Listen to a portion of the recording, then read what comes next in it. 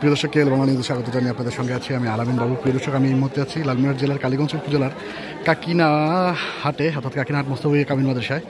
এই কামিল মাদ্রাসার যে অধ্যক্ষ রয়েছেন বর্তমান রানিং, সেই অধ্যক্ষ কিন্তু আগামী 13 তারিখে উনি অবসরে যাবেন, অর্থাৎ রিটায়ার করবেন।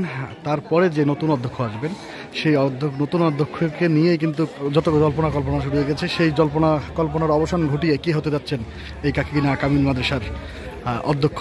ছাত্রদের দাবি উঠেছেন যে তারা বলতেছেন যে তারা বর্তমান যে ভাইস প্রিন্সিপাল রয়েছে, অর্থাৎ ভাইস প্রিন্সিপালের দায়িত্ব পালন করতেছেন ভারপ্রাপ্ত শরীফুল ইসলাম, ওনাকে চাচ্ছেন।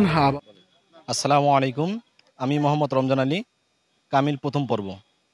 আমি ছোট থেকে এই মাদ্রাসায় লেখাপড়া করতেছি, ক্লাস 1 থেকে শুরু করছি, এখন কালিমে লেখাপড়া করতেছি। আমাদের যে প্রধান অধ্যক্ষ ছিল তিনি আগামী 13 তারিখে এখান থেকে বিদায় নেবেন।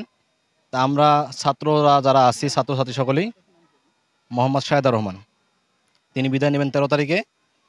আমরা যারা ছাত্র এবং ছাত্রী যারা আছি সকলেই আমরা চাচ্ছি আমাদের এখানে যিনি উপাধ্যক্ষ হিসেবে দায়িত্ব পালন করতেছেন মাওলানা শরীফুল ইসলাম, তিনি এখানে অধ্যক্ষ হিসেবে দায়িত্ব পালন করুক, আমরা এটা চাচ্ছি। আসসালামাইকুম, আমার নাম আলসিনাতুন হুসনা। আমি কাকিনাহাট মুস্তফা কামিল মাদ্রাসার একজন ফাজিল প্রথম বর্ষের রানিং স্টুডেন্ট। আমাদের এখানে বর্তমান অধ্যক্ষ আছেন মোহাম্মদ শাহেদার রহমান।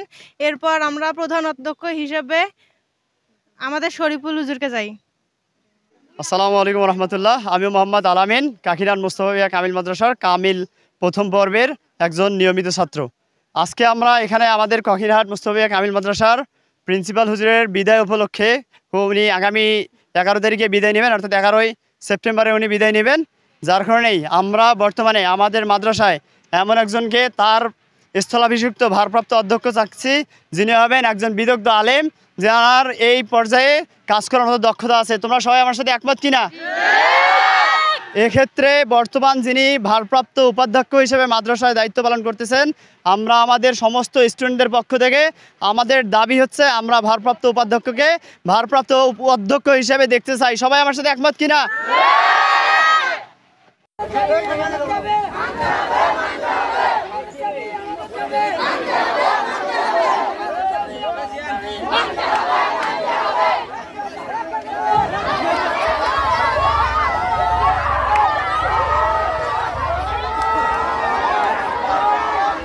দর্শক, যেমনটা দেখছিলাম যে ছাত্ররা কিন্তু দাবি করতেছেন যে এই বর্তমান যে অধ্যক্ষ রয়েছেন এই মাদ্রাসার, সেই অধ্যক্ষ 13 তারিখে রিটায়ারে যাবেন। সেই রিটায়ারে যাওয়ার পরে যেই অধ্যক্ষ আসবেন, সেই অধ্যক্ষ কিন্তু এই মাদ্রাসার শিক্ষক মাওলানা শরীফুল ইসলামকে চাচ্ছেন। সেই দাবিতে কিন্তু অধ্যক্ষকে ঘিরে কিন্তু এই ছাত্ররা কিন্তু তাদের এই দাবিগুলো আদায়ের চেষ্টা করতেছেন।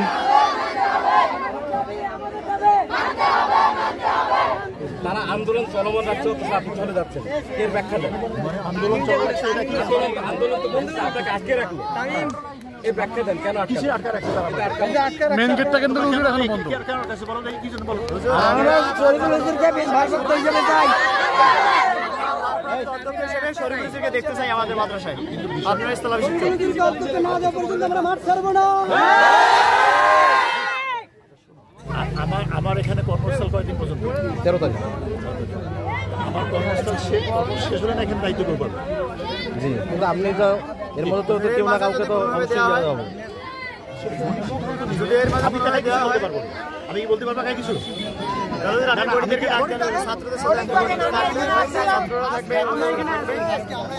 আমাদেরকে সিদ্ধান্ত না জানিয়ে কেন যাচ্ছেন? আপনারা বললেন যে এডিসি আসবে, ক্লাসে থাকতে বললেন। আমরা এখন আপনি আমরা কি জন্য আপনার শিক্ষা প্রতিষ্ঠানের শিক্ষার্থীরা আন্দোলন করছে, তারা একটা দাবি তুলেছে, সেই দাবিকে আপনি অ্যাবাউট করে আপনি চলে যাচ্ছেন। হ্যাঁ, অবশ্যই আপনি চলে যাচ্ছেন। কোথায় যাচ্ছি আমি? আমি তো বের হয়ে যাচ্ছেন। বুঝতে হবে হুজুরের মাঝে যদি নিয়োগ দেয় তাকে অন্যভাবে ভারপ্রাপ্ত তার দায়ভার কে নেবে এটা বলেন। যদি আমরা যাকে নিযুক্ত করা হয় আমরা প্রিয় দর্শক, যেমনটা শুনলেন, ছাত্ররা কিন্তু ক্লাস বন্ধের ঘোষণা দিয়েছেন যে শরীফুল হুজুর ছাড়া অন্য কেউ যদি এখানে প্রিন্সিপাল হয় অর্থাৎ অধ্যক্ষ হয় তাহলে কিন্তু তারা ক্লাসে প্রবেশ করবেন না এবং ক্লাসে ঢুকবেন না। দাঁড়ান, আপনি যেমনটা বললেন যে একটু আগে স্যারকে যে শরীফুল হুজুর ব্যতীত অন্য কাউকে অধ্যক্ষ বানালে আপনারা ক্লাসে যাবেন, আপনারা কি ক্লাস বর্জন করলেন? জি, আমরা আজকের এই বিক্ষোভ সমাবেশ বা প্রতিবাদ সমাবেশ যেটাই বলি আমরা, এখান থেকে আমরা আজকে ঘোষণা দিচ্ছি যে যদি শরীফুল হুজুরকে ভারপ্রাপ্ত অধ্যক্ষ হিসেবে নিযুক্ত করা না হয় তাহলে আগামীকাল থেকে কাকিনা মাদ্রাসায় ক্লাস বর্জন হবে। আমাদের দাবি আদায় না হবে ততদিন পর্যন্ত ক্লাস বর্জন থাকবে। শুনলেন যে যতদিন পর্যন্ত তাদের দাবি আদায় হবে না ঠিক ততদিন পর্যন্ত কিন্তু তাদের ক্লাস বর্জন থাকবে, এমনটাই ঘোষণা দিয়েছেন আমাদের বর্তমান এই শিক্ষার্থীরা, এই মাদ্রাসার শিক্ষার্থীরা যারা আছেন তারা কিন্তু এমনটাই ঘোষণা দিয়েছেন।